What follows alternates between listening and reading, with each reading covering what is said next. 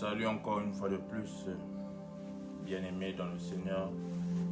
Je vous salue au nom de notre Seigneur et Sauveur Jésus-Christ de Nazareth. Comme toujours, saluez-vous les uns les autres et que la paix de notre Seigneur Jésus-Christ soit notre partage à tous. Comme toujours, bien-aimés, chaque semaine, nous partageons ces moments bons, ces moments forts dans la présence de notre Seigneur et Sauveur Jésus-Christ. Nous l'avions fait nous le faisons comme toujours sur Facebook Live, comme vous le saviez tous. Mais maintenant, nous avions aussi une chaîne YouTube, là où nous mettons aussi toutes les vidéos et vous pouvez aussi aller les suivre sur la chaîne Warrior of Christ TV.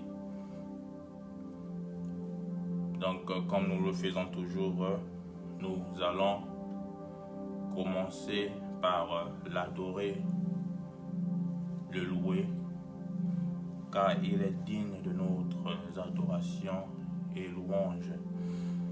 Bien-aimé, tu t'es endormi et tu t'es réveillé. Tu n'as pas payé. Tu n'as pas payé pour le souffle de vie que tu as. Mais un simple merci à Dieu ne te arrachera rien dans ta vie, au fait. Donc nous allons le dire merci. Merci pour tout ce qu'il fait. Merci pour la santé. Merci pour la vie. Merci pour sa grâce surtout. Car si nous vivions, c'est pour la grâce de Dieu. Si nous respirons, c'est pour la grâce de Dieu. Si nous mangeons, c'est la grâce de Dieu. Nous allons le dire merci. Ô Père Céleste, une fois de plus, nous venons dans ta présence. Merci, Papa, pour ta grâce, pour ton amour, Papa. Car Papa, tu nous as aimés, nous ne te connaissions pas, ô Père Céleste, auparavant. Tu nous as choisis, Papa. Merci pour la protection que tu continues d'accorder dans notre vie. Merci pour les bienfaits. Merci pour ton amour. Merci pour ta fidélité envers nous. Et merci pour la grâce, Papa, qui continue de tomber sur nous comme la pluie. Ô Père Céleste, merci. Nous ne sommes pas des spéciales, nous ne sommes pas plus que les autres, mais tu continues à nous faire grâce. Bien-aimés, nous allons venir encore dans sa présence, demander pardon. Nous sommes d'une origine adamique, d'une origine pécheresse. Nous péchons chaque seconde, chaque minute, chaque heure, en pensée, en parler, en action. Nous péchons. Mais il nous demande de venir dans sa présence. Imaginez-nous des pécheresses, des hommes pécheurs. Mais un Dieu qui est parfait, un Dieu qui est saint, ne nous rejette pas. Il ne voit pas que nous sommes des pécheurs, mais il nous demande de venir dans sa présence, d'emmener tous nos fardeaux, afin que il nous décharge du fardeau du péché. C'est pour cela, nous allons tout simplement dire pardon. Il a dit à Moïse que ôte tes souliers du lieu que tu es, car le lieu où tu te trouves est un lieu saint. Bien-aimé, dans sa présence, nous sommes sur une terre sainte. Ô Père Céleste, pardonne nos péchés, pardonne nos incompréhensions, car nous n'avions pas compris ta volonté, nous n'avions pas compris tes voies, la manière dont tu opères. Nous avions péché, nous avions mal agi en action. Mais Pardonne-nous, Père, et donne-nous la force de résister au mal, car de nous-mêmes, nous ne pourrions pas résister. Mais par ta force, par ton aide, nous prions tout. Et ensuite, Papa, nous appelons ta présence parmi nous, car sans ta présence, nous ne pourrions rien. Sans ton esprit, nous ne pourrions rien. Ton Fils, Jésus-Christ, avait besoin du Saint-Esprit afin de faire ce ministère qu'il a eu. Père, sans ta présence, nous ne sommes rien. J'appelle ta présence parmi nous. Ta présence parmi ceux qui nous suivent. Ô Père, ouvre notre compréhension spirituelle. Ouvre nos yeux spirituels afin que nous voyons. Notre bouche, nos oreilles afin que nous écoutons ta voix. Merci encore, Papa, pour la paix que ton esprit nous apporte, pour la joie que ton esprit nous apporte. Merci, Papa, pour le confort que ton esprit nous apporte. Merci, Père. C'est en ton nom que nous laissons tout. Amen.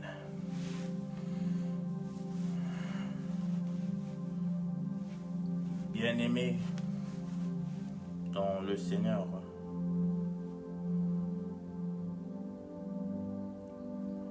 comme toujours, nous allons partager la parole ensemble. Et le thème de ce partage est ceci. Devant la porte d'une saison. Devant la porte d'une saison. Bien-aimés dans le Seigneur, la vie est faite de saisons. Certaines sont faciles à vivre et d'autres pas. Mais parfois, c'est une succession de victoires qui nous attend. Mais d'autres fois, nous vivions plusieurs défaites, donc une succession de défaites. Il y a des années que nous aimerions revivre. Parfois, tu dis que j'aimerais revivre cette année, l'année 2010, l'année 2011, l'année 2012, car c'était une bonne année pour moi. Mais il y a aussi d'autres années que nous désirons d'oublier. J'aime pas l'année 2003, j'ai des mauvais pressentiments, j'ai eu des mauvais pressentiments, j'ai eu des mauvaises choses en 2003. J'aime pas l'année 2005, j'aime pas l'année.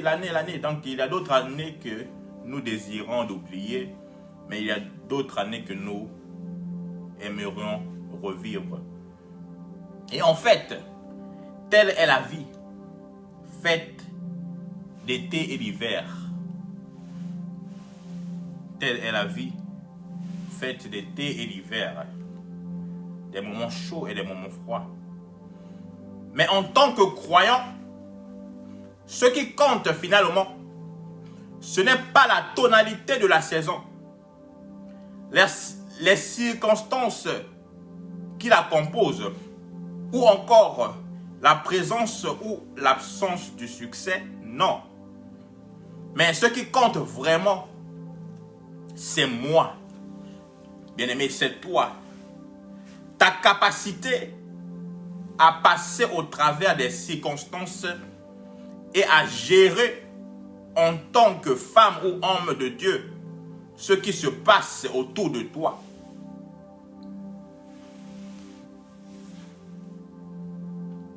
Dès le départ, bien-aimé, j'aimerais te dire que le vrai désert n'est jamais dans nos circonstances. Il est à l'intérieur. Le vrai hiver n'est pas dans les grisailles du ciel ou le piquant des températures, mais le vrai hiver est celui qui affecte mon cœur. Tu le sais comme moi, bien-aimé dans le Seigneur. Tu peux avoir du succès dans ton travail, ta vie familiale et sentimentale, et pourtant être dans la défaite spirituelle. Nous pouvons avoir du succès dans tout ce que nous entreprenons, du succès dans le travail, du succès dans ta vie familiale, du succès dans ta vie sentimentale. Mais et pourtant, tu es toujours dans une défaite spirituelle. Toute saison change d'abord intérieurement. Donc la saison doit changer à partir de l'intérieur. Toute saison change d'abord intérieurement avant de changer extérieurement. Et c'est ainsi que Dieu fonctionne, bien-aimé dans le Seigneur. Il travaille en profondeur, dans le secret du cœur, afin que le dépôt de vie intérieure jaillisse jusqu'à changer les circonstances extérieures. Donc si l'intérieur ne change pas, l'extérieur ne changera non plus. Qu'est-ce que la Bible nous dit dans le livre de Jean 4, 14? La Bible nous dit ceci. Mais celui qui boira l'eau que je lui donnerai n'aura jamais soif. Là, c'est Jésus-Christ qui parle. Et que l'eau que je lui donnerai deviendra en lui une source d'eau qui jaillira jusque dans la vie éternelle. Bien-aimé, l'expression jaillir, jaillira dans ce passage est le mot allomaya en grec, dont la racine signifie traverser, avoir du succès, entrer. Donc Jésus explique à cette femme samaritaine le principe de la vie éternelle. Mais il lui montre aussi le chemin du changement. Il lui révèle un puissant secret. Il y a pour le croyant bien-aimé une eau spirituelle à découvrir. Pour un croyant, nous avions une eau spirituelle dont nous devions découvrir. Elle a le potentiel de lui faire traverser la saison, de lui montrer du succès, de lui donner du succès. Aujourd'hui, dans ces circonstances, de lui donner du succès dans ces circonstances et de le faire entrer dans quelque chose de nouveau. Bien-aimés dans le Seigneur, prenons notre Bible dans le livre de Jean 5, à partir du verset 4 à 8.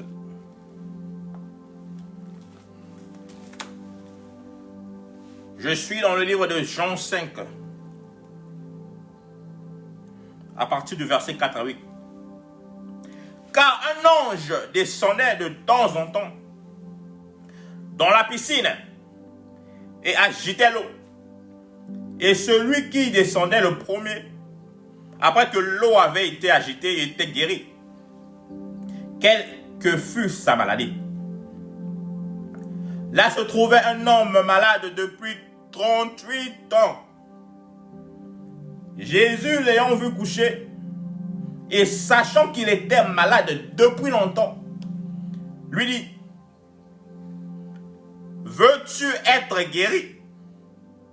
Le malade lui répondit, « Seigneur, je n'ai personne pour me jeter dans la piscine quand l'eau est agitée, et pendant que j'y vais, un autre descend avant moi. » Jésus lui dit, « Lève-toi, lui dit Jésus, prends ton lit et marche. » Aussitôt cet homme fut guéri, il prit son lit et marcha. Bien-aimés dans le Seigneur, nous voyons que il avait une saison, une opportunité à saisir pour cet homme. Donc, en ce moment, l'ange venait de temps en temps dans la piscine. Bien-aimé, j'aimerais te dire une chose, que Dieu écoute la prière du juste et répond. Mais il y a des fois que nous ne saisissons pas nos bénédictions à cause de notre intérieur. Car Dieu ne voit pas ton aspect physique. Il voit l'intérieur. Tu peux être boiteux, tu peux être aveugle, tu peux être muet, mais Dieu te trouve parfait à cause de l'état de ton esprit. Tu rentres dans ta saison intérieurement avant de l'extérieur. Le problème avec ce paralytique était qu'il voulut rentrer dans sa saison extérieure avant l'intérieur. Jésus lui demanda, « Veux-tu être guéri? Veux-tu être guéri? » En disant « Veux-tu être guéri ?» Jésus lui demanda simplement, « Veux-tu de cette eau spirituelle qui a le potentiel de te guérir, de te faire traverser ta saison sans être plongé dans cette piscine? » Puisque bien aimé, en ce temps-là, pour reconnaître qu'une personne a été sauvée, la personne devait être mouillée. Quand l'ange venait, la première personne qui se jetait dans l'eau était sauvée d'une maladie quelconque. Donc, si tu n'étais pas mouillé, on ne pourra pas reconnaître que tu étais sauvé. Mais Jésus-Christ lui-même vient auprès de cet homme, après avoir attendu 38 ans, bien-aimé, dans cet même état. Jésus-Christ apparaît à cet homme. Il lui dit, tout simplement, veux-tu être guéri? Donc, en disant, veux-tu être guéri, il lui dit que veux-tu de cette eau? De cette eau qui a la potentialité de te guérir, de te faire traverser de ta saison sans être plongé dans la piscine, bien-aimé. Bien-aimé, Dieu a ses façons d'agir. La façon dont Dieu va agir à Adam n'est pas la même façon qu'il va agir à Pierre. La façon dont Dieu va guérir Adam n'est pas la même façon qu'il va guérir Pierre. Nous l'avions vu tous dans la Bible. Quand Jésus guérissait des aveugles, il ne les a pas guéris tous d'une même façon. L'autre, Jésus a tout simplement mis ses doigts sur les yeux et l'aveugle a vu. L'autre, Jésus-Christ a fait de la boue, il a dit que va te laver et l'aveugle a vu.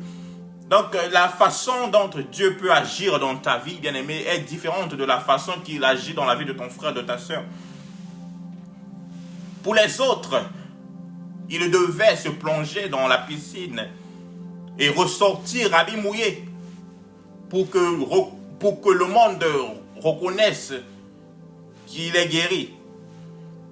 Mais le cas de ce monsieur était différent. J'aimerais que tu puisses dire que mon cas est différent. Que mon cas est différent. Ce monsieur a attendu 38 ans. 38 ans. Et Jésus-Christ l'apparaît. Il dit que veux-tu être sauvé? Bien-aimé, mais le paralytique ne comprit pas Jésus-Christ. Bien-aimé, il y a des fois que nous restions toujours dans les mêmes problèmes. Nous restions toujours dans la même maladie.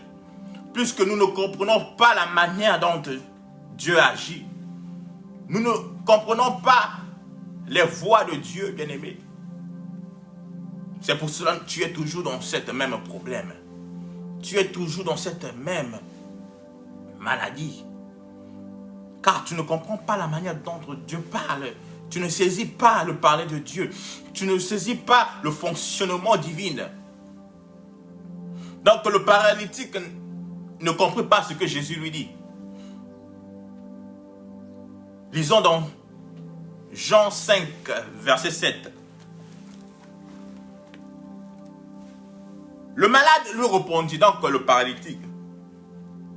Seigneur, je n'ai personne pour me jeter dans la piscine quand l'eau est agitée. Et pendant que j'y vais, un autre descend avant moi. Bien-aimé, en effet, cet homme n'avait pas besoin. En effet, cet homme n'avait pas compris le parler de Jésus-Christ. Lui, il a dit que quand je vais, un autre descend avant moi. Donc, je ne peux pas me jeter dans l'eau. Mais il avait oublié que celui dont il parlait, lui-même, c'était l'eau. Lui-même, c'était cette eau représentée devant lui. Qu'il n'avait pas besoin de se jeter dans l'eau pour retrouver la guérison. Car Jésus-Christ est l'eau de vie. Il dit que tu n'as pas besoin de te jeter dans l'eau, mais l'eau est venue envers toi. Tu es resté là 38 ans, tu n'as eu personne qui t'a jeté dans l'eau. Les autres sont jetés et ont eu la guérison. Mais il était temps, il était la saison de ce paralytique, afin que l'eau vienne envers lui. Donc tellement que lui ne pouvait pas aller vers l'eau, mais l'eau est venue vers lui. Bien-aimé dans le Seigneur, laisse que cette année-ci, laisse que ce mois-ci, laisse que cette semaine soit ta saison, bien-aimé, afin que les choses dont que tu voulais, ça fait des années que tu n'as pas eu, laisse que ces choses viennent vers toi au nom de Jésus-Christ de Nazareth.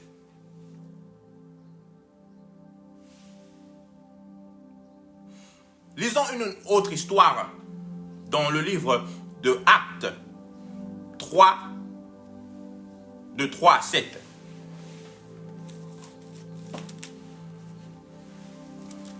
Acte 3, verset 3 à 7, qu'est-ce que la Bible nous dit?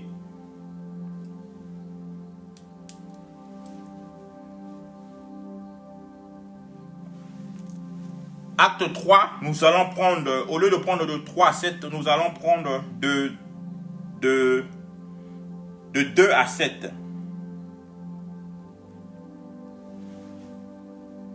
Il y avait un homme boiteux de naissance, donc je suis dans le livre de Acte 3, de 2 à 7. Il avait un homme boiteux de naissance qu'on portait et qu'on plaça tous les jours à la porte du temple appelé la Belle, pour qu'il demandât l'aumône à ceux qui entraient dans le temple. Cet homme, voyant Pierre et Jean qui allaient entrer, leur demanda l'aumône. Donc c'était un homme boiteux qui était devant la porte du temple. Et quand Pierre et Jean, disciples de Jésus-Christ, partaient, il leur demanda l'argent. Pierre, de même que Jean, fixa les yeux sur lui et dit, regarde-nous. Et il regardait attentivement, s'attendant à recevoir de quelque chose. Et alors Pierre lui dit, je n'ai ni argent, ni or. Attendons un peu. Comment est-ce Pierre peut lui dire que je n'ai ni argent, ni or, si il a dit de le regarder et l'homme attendait quelque chose de sa part, mais il lui dit que je n'ai rien. Je n'ai ni argent, ni or. Mais si tu savais que tu n'avais rien, pourquoi tu m'as dit que de te regarder? Pourquoi tu m'as dit de te regarder attentivement si tu n'avais rien à me donner? Continuons. Pierre lui dit que je n'ai ni argent, ni or. Mais ce que j'ai, arrêtons-nous là. tu n'as ni argent ni or, mais ce que tu as, si tu n'as pas l'argent, si tu n'as pas l'or, qu'est-ce que tu vas me donner d'autre? Mais Pierre lui dit, ce que j'ai, je te le donne. Au nom de Jésus-Christ de Nazareth, lève-toi et marche.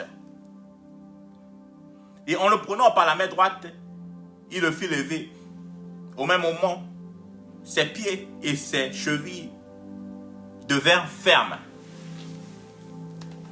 Bien-aimé dans le Seigneur, en effet, cet homme n'avait pas besoin d'un miracle. En ce moment-là, il n'avait pas besoin d'un miracle. Mais il avait une autre priorité. L'argent. Il était devant l'église, bien-aimé. La Bible nous le dit.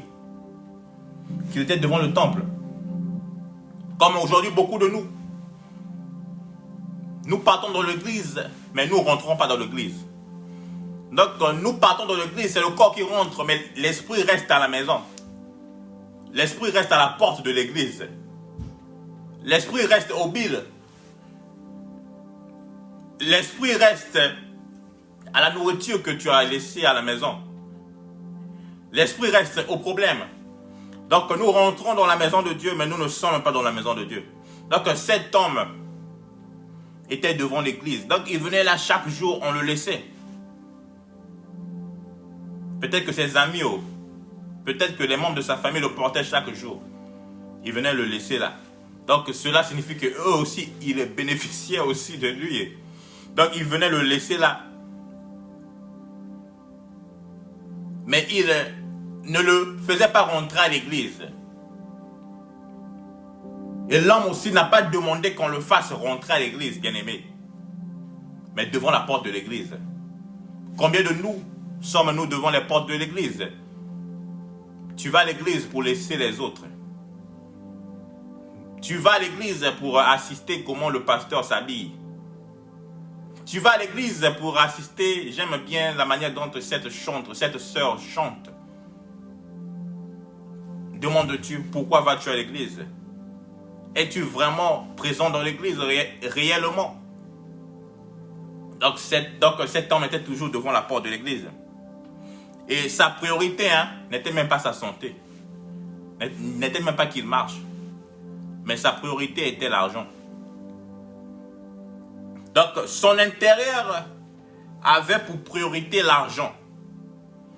C'est pour cela qu'il s'attendait à recevoir l'argent de la part des disciples et non la guérison de la part des apôtres. Mais imaginez-vous,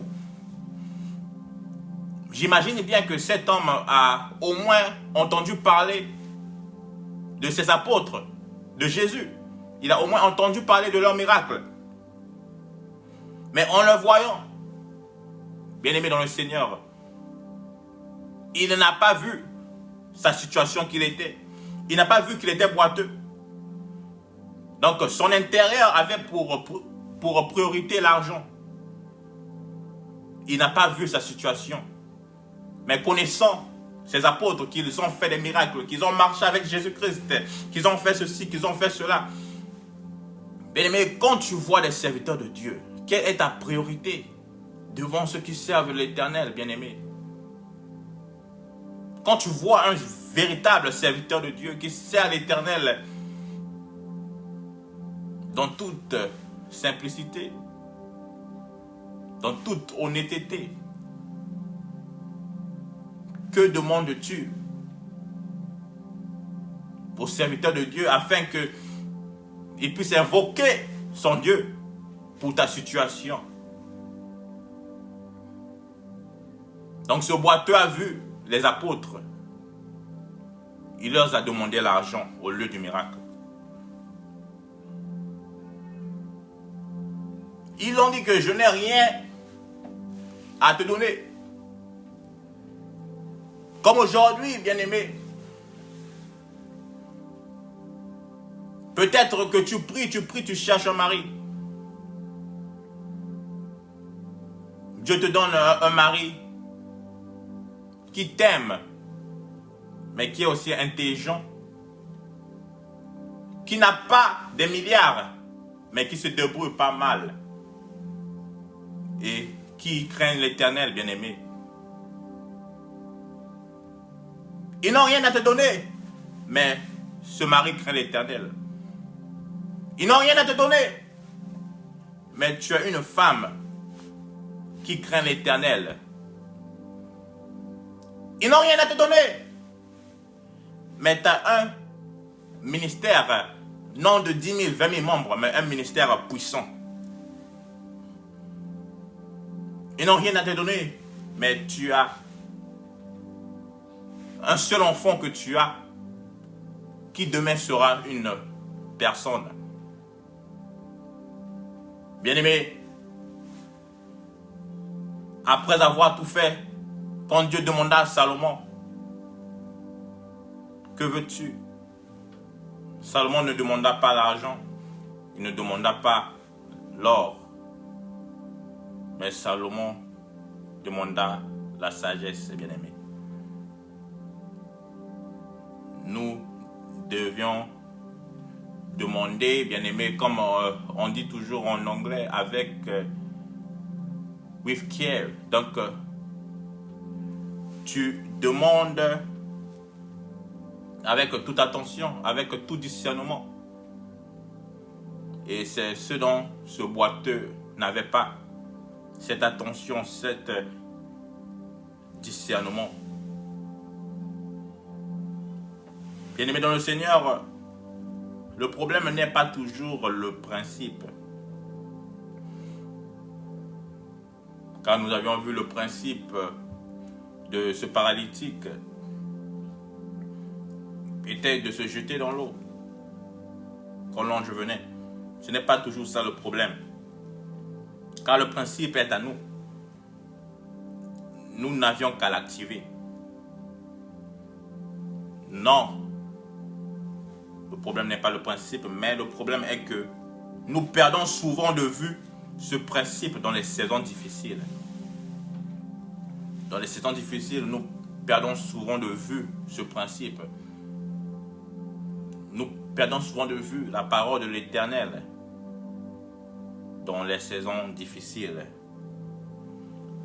Il est temps, mon ami,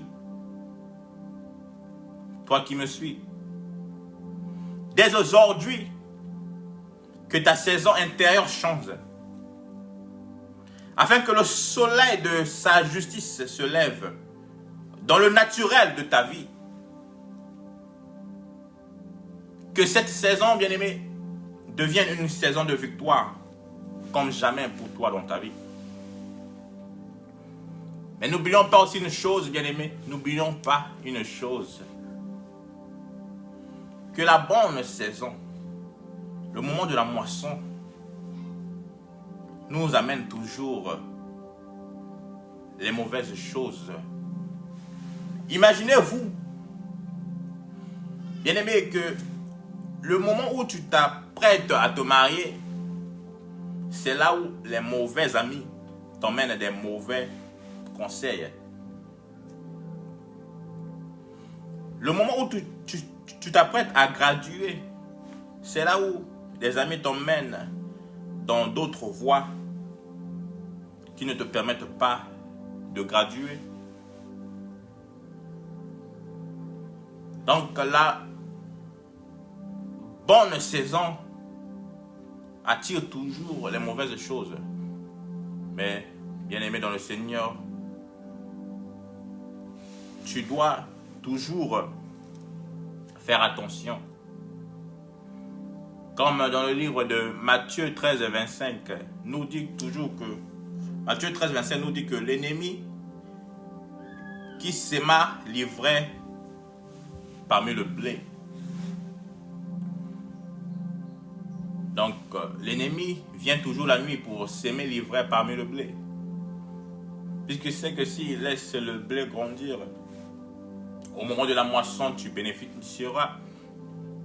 Donc, il vient aussi pour s'aimer toujours l'ivraie.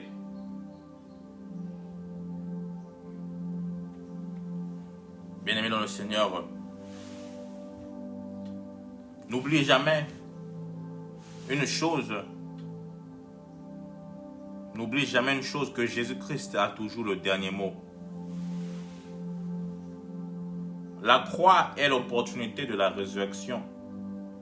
Et même si l'ennemi t'a mis à terre aujourd'hui, son œuvre le trompe.